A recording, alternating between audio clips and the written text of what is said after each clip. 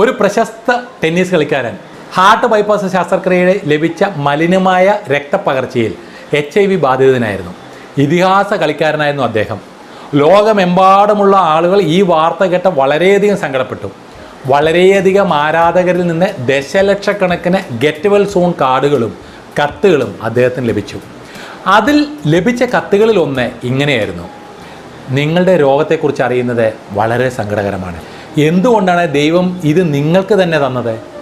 ഈ ആരാധകന് ടെന്നീസ് കളിക്കാരൻ എഴുതിയ മറുപടി ഇങ്ങനെയായിരുന്നു: ദശലക്ഷക്കണക്കിന് കുട്ടികൾ ടെന്നീസ് കളിക്കുന്നു.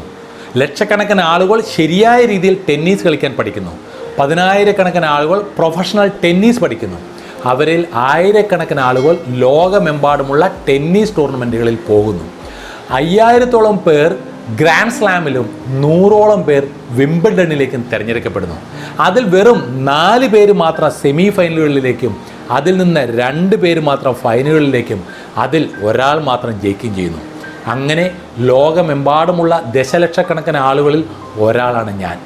അങ്ങനെ വിംബിൾഡൺ ചാമ്പ്യൻഷിപ്പ് ട്രോഫി നേടി കൈകളിൽ ഉയർത്തുമ്പോൾ ഞാൻ ഒരിക്കലും ദൈവത്തോട് എന്തുകൊണ്ട് എന്നെ മാത്രം തിരഞ്ഞെടുത്തു എന്ന് ചോദിച്ചിട്ടില്ല. അതുകൊണ്ട് എൻ്റെ കഷ്ടകാലങ്ങളിലും ദൈവത്തോട് എന്തുകൊണ്ട് എന്നെ മാത്രം എന്ന് ചോദിക്കാൻ എനിക്ക് അവകാശമില്ല.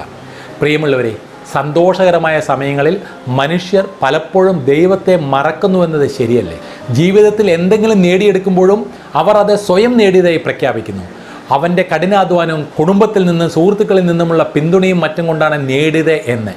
എന്നാൽ ആദ്യം നന്ദി പറയേണ്ടത് ദൈവത്തിനോടല്ലേ? അത് പറയാൻ മറക്കുന്നു. അതേ വ്യക്തി ഒരു ദുരന്തത്താൽ വലയുമ്പോൾ എന്തു ചെയ്യും?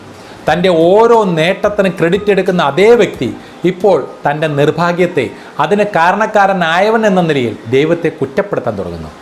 പരീക്ഷണങ്ങളും കഷ്ടപ്പാടുകളും നൽകിക്കൊണ്ട് ദൈവം തൻ്റെ അസ്തിത്വത്തെക്കുറിച്ച് ആളുകളെ ഇടയ്ക്കിടയ്ക്ക് ഓർമ്മപ്പെടുത്തുന്നു. കാരണം ആളുകൾ അവരുടെ നല്ല സമയങ്ങളിൽ ദൈവത്തെ മറക്കുന്ന പ്രവണത കാണിക്കുന്നു.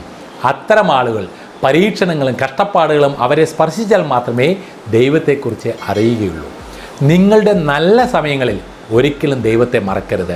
നിങ്ങൾ മോശം സമയങ്ങളിലൂടെ കടന്നു പോവുകയാണെങ്കിൽ അതിൽ കൂടുതൽ മോശമായ സമയം നിങ്ങൾക്ക് തരാത്തതിൽ ദൈവത്തിന് നന്ദി പറയുക. വീണ്ടും അടുത്തൊരു വീഡിയോയുമായി വരുന്നവരെ, this is Sudheer Menon signing off.